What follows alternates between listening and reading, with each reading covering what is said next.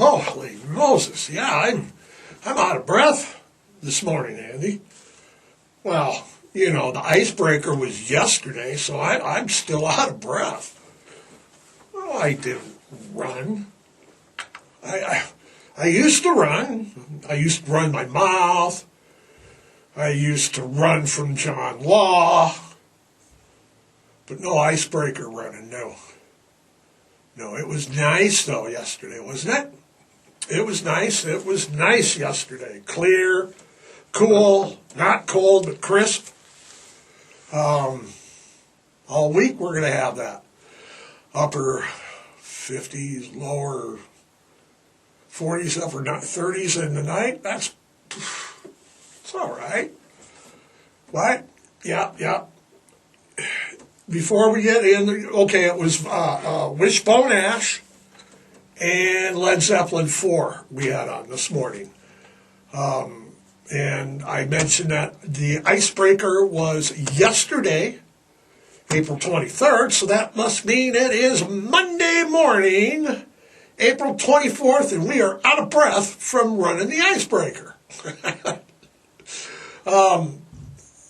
Andy, we were talking before we got on here, and we were talking about vinyl, and how's the hunt for vinyl going? And as you all are aware, I'm looking for vinyl here and there, and, you know, not big chunks of vinyl, but there's like 100, 120 albums that I am looking for.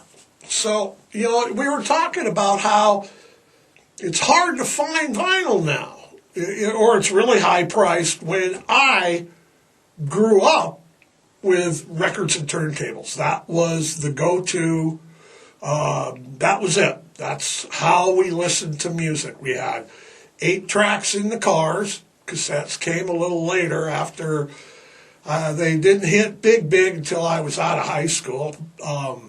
But yeah, we had vinyl.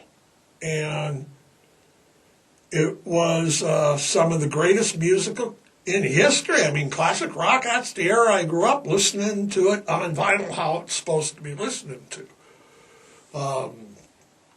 But yeah, Andy wanted to know how's the hunt for vinyl? How's the hunt for Red October going? And you know, it's interesting here. I use Marketplace, and, you know, Facebook, social media, because everybody's got vinyl. Yeah, except a couple people have really come through. But I mean, the majority of folks, they've got vinyl. You know, this guy, I met some guy, he's got like storage units full of vinyl. I met another guy who has like 12, 18 copies of every Zeppelin, you know, 1 through whatever. I wouldn't want presents, no. But anything else, and through the outdoor, But 1, 2, 3, 4, 5, physical graffiti, and that you know, put on the brakes their first 6 albums. He's supposed 12, 13, 80,000 copies of every Zeppelin album. I get these people a list. They don't know where they're at. They can't find them. It's like, I don't know about you guys, but I know every record I got, and I know where it's at in my collection. So, you know, it's disappointing there's nowhere in Great Falls that we can get music. There's no, you know, there's no ear candy music. There's no Rockin' Rudy's. There's no Hastings. There's no Capitol Records. There's no Apple Corpse Records. There's no Nuff Tower. Nothing. Pawn shops have, you know, Andy Williams and the Jazz Ensemble sings the Beatles' greatest hits. It's like, holy mackerel. There's nowhere to get them. And, you know, we got 2 North 40s, 2 Walmarts. You could get vinyl if you had to, you know. You know, I've been reading, and you know, in late February, okay, the Carter Center announced a statement that said, you know, that the former president decided to spend his remaining time at home and receive hospice care instead of medical intervention. And what that means is that, traditional hospice care that people envision is you go to the hospice center and they wait in, and there's 24/7.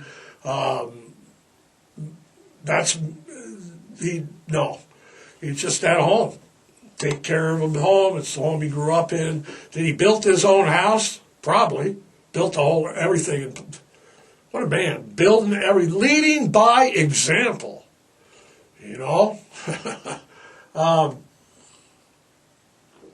I find it interesting that his choice of using hospice, most experts and most things that I've read say it's likely intentional, because of his lifestyle and the way he believes, and it reflects his the former president's ties to the benefits that now make this possible for everybody in the United States.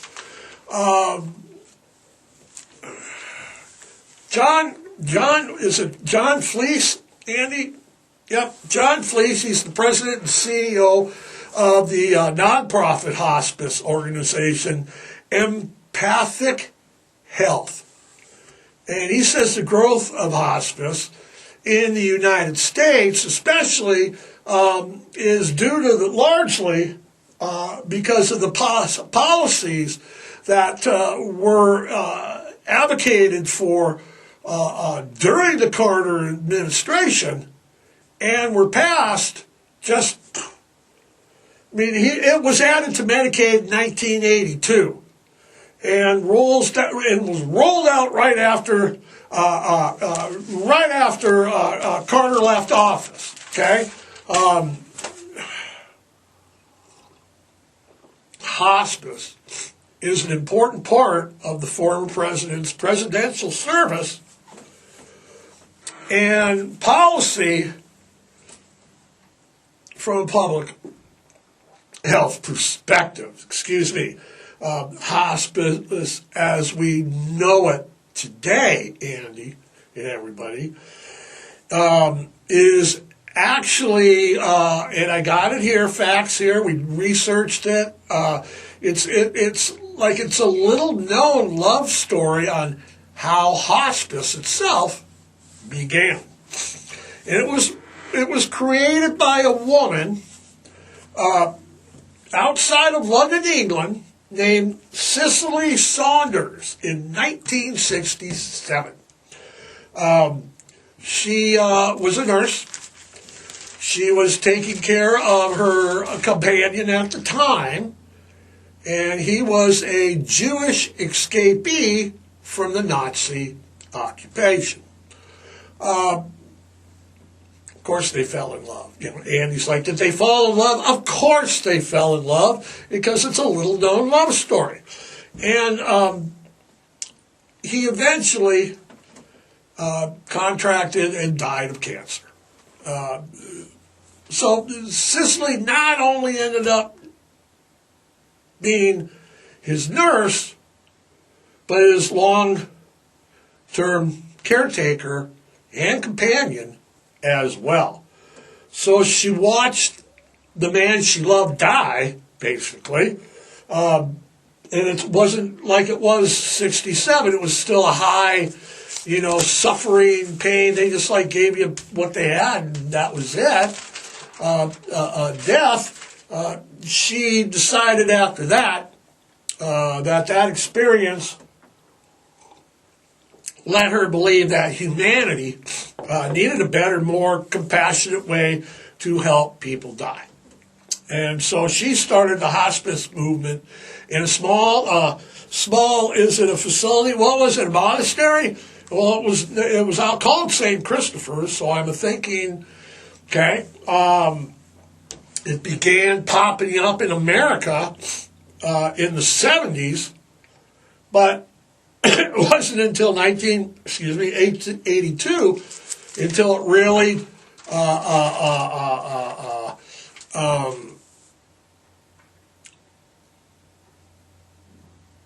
took a hold. The guy who trailblazed it for everyone else is publicly using it.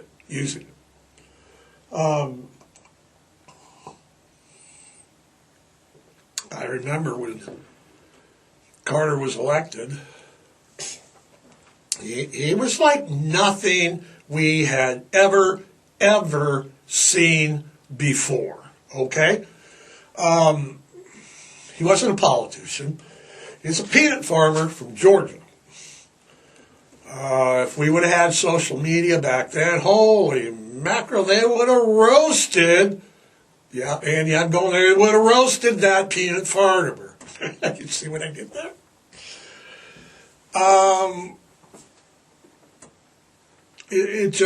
He wasn't the most popular president. He was more of a humanitarian than he was anything else, and continued that throughout his life. He led by example. I like to say that, and he really did. I mean, yeah, right. Speaking of presidents, it appears that President Joe Biden, you've got 84 here, is that, okay, 80s, 84, when this is all going and rolling, may announce his early re-election bid as early as what, Andy, tomorrow? Tuesday? Tomorrow? Meanwhile, on the Republican side, we have leading the polls over there. Trump's leading the polls over there. And you've got 80 written here. That will be old. He'll be all right. Which leads me to believe nobody's listening. What the heck do old, white, 80-year-old men have any business doing running the country?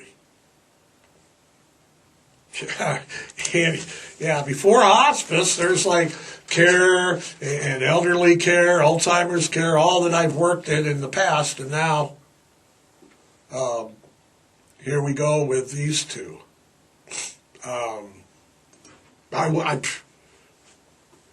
Andy, I'm not going to even speculate right now. It's way too early to speculate, and we have no idea what's going to go on.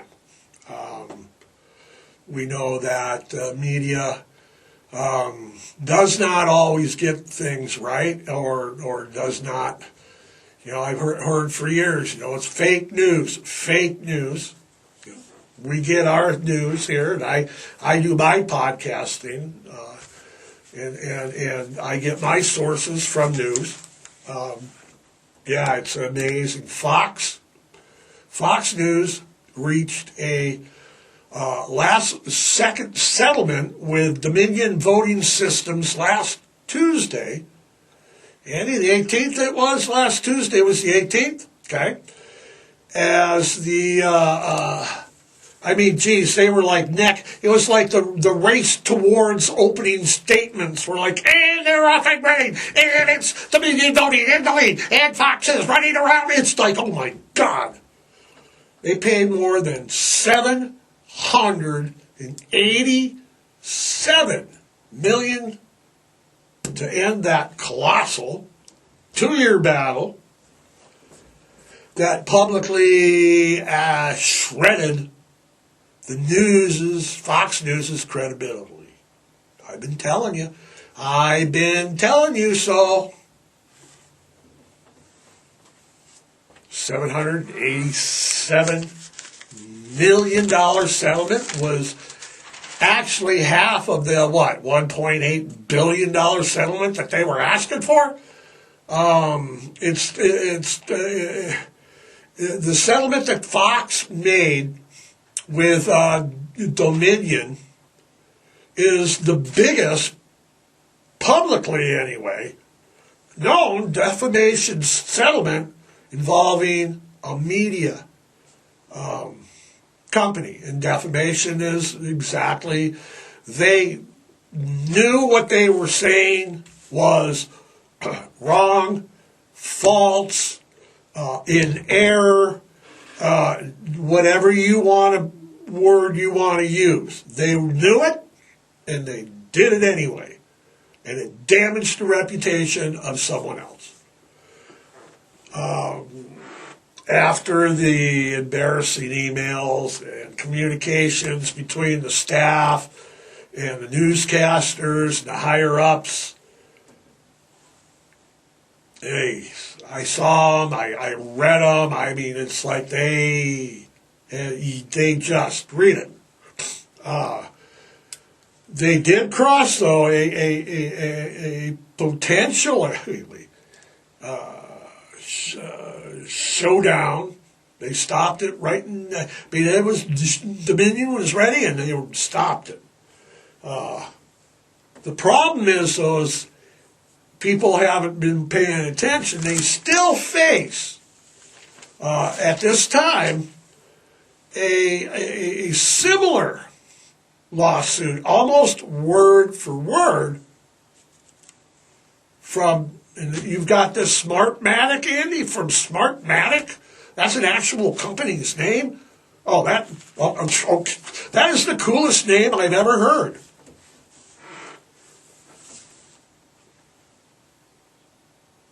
It was, it's almost a word for word suit.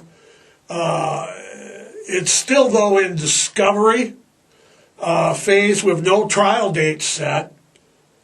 And the Smartmatic cases, they're identical to the Dominion cases. And that kind of gives us a hint on what might be coming for Fox again. They've settled one suit, and the old adages, the old saying is, you're not going to settle a lawsuit if you're in the right. It's like, yeah, I'll pay you $800 million to shut up because I'm right.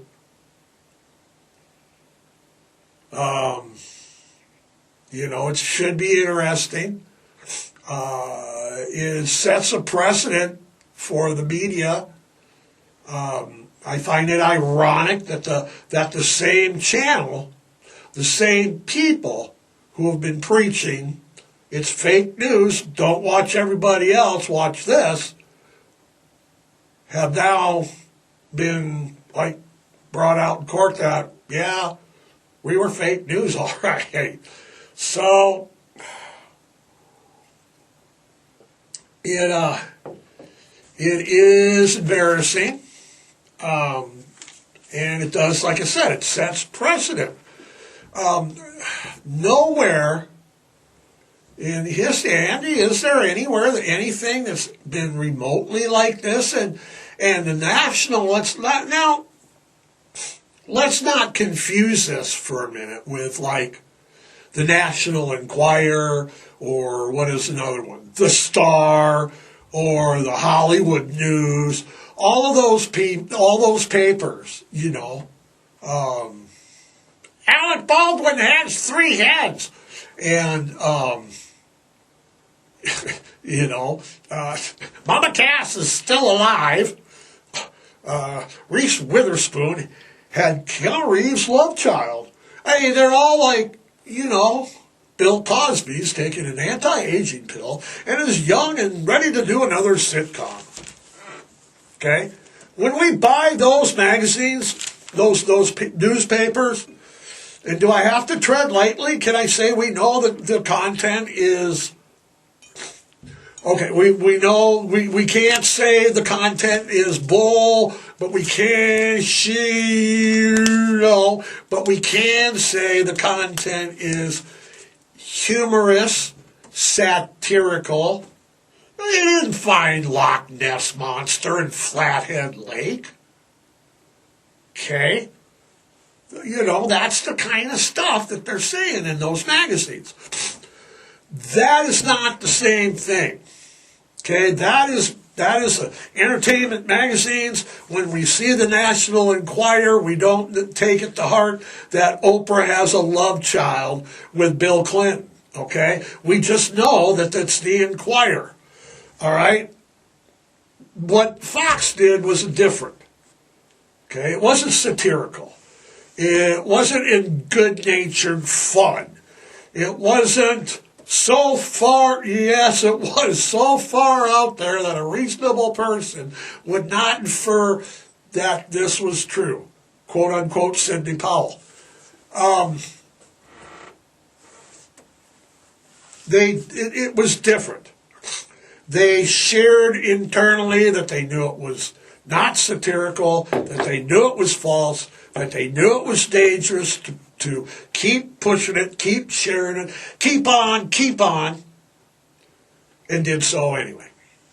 There's the big difference between National Enquirer. I mean, heck, we're not bound by, I do opinion. What I say, it does not reflect monkey business media or anybody else in here. It reflects me just sitting here. Yeah, I think this. Yeah, I think that. Woo, I think this. People are like, yeah, he thinks this. Boo, he thinks that. I'm not accusing, I'm not going to millions of the public and telling known falsehoods. Am I?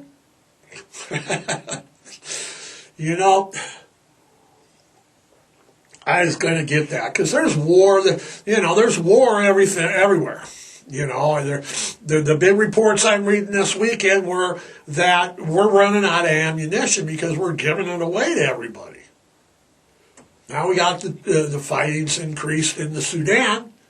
United States Special Operations had to carry out a precarious evacuation yesterday. Swept in, swept out.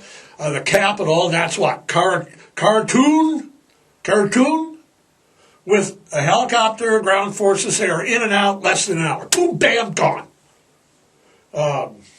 Washington shuttered the embassy immediately.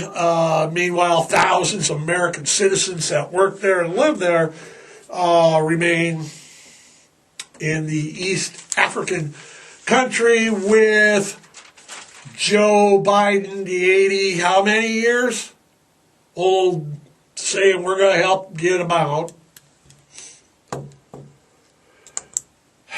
I know. Meanwhile, our buddy, our friend, we're not even ducking and covering anymore because he's in the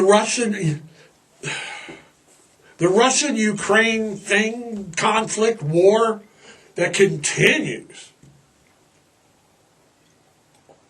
Russia last Friday, Andy, they were bombing civilian infrastructure and a residential apartment complex in the Russian city of Belgorod.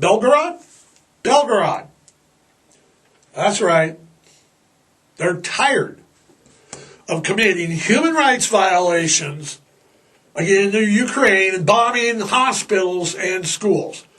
They're now bombing their own cities. I mean, you can't make this up. We can't run. We shouldn't be duck and covered. We should be broadcasting to the Russian citizens that they need to be duck and covering because they're bombing. He doesn't even know what he's doing over there. Man, watch playoffs this weekend. For those of you that don't know, the NBA playoffs, first round, and the NHL playoffs, first round, are all going on right now. They both end in June. They're both wars of attrition. That's what they are. They're all 7-game series. The NBA, I watched a couple games this weekend. Watched the Lakers game. I think that the champion of the NBA is going to come out of the East. Ooh, I do. Milwaukee, which is down right now, or Boston. That's it, and hockey the same. I'm thinking Boston, the Bruins are like, the Bruins. The thing with the Bruins and the thing with the President's Cup, and the President's Cup is given in the National Hockey League to the team with the best overall points, which is, your highest record. They're in points. Traditionally, the Wings were winning it, what, Andy, 5 years in a row in the 90s and only got to the Cup 2 of those years. It's not a gimme. But I like the Bruins. So we got the Bucks, Celtics, Bruins, Putin bombing his own cities. That's it, Annie, for today. That's it. Annie says that's it. So, everybody, keep a good example for this work week. Think Carter this week. He set an example. It's Trump, Biden, not even close to the example that he set. Humble peanut farmer, like I said, and he's running it up. So you know what I need you to do now. That's right. I need you to have a great week, but before that, you need to spay and neuter. You need to kiss your dog. You need to adopt, don't shop, rescue, adopt a shelter pet today, foster, get involved, kiss your dog. Andy, we're good. Andy says we're good. So until next Monday, have a great week, everybody. And we are out of here, Andy. We're out of here.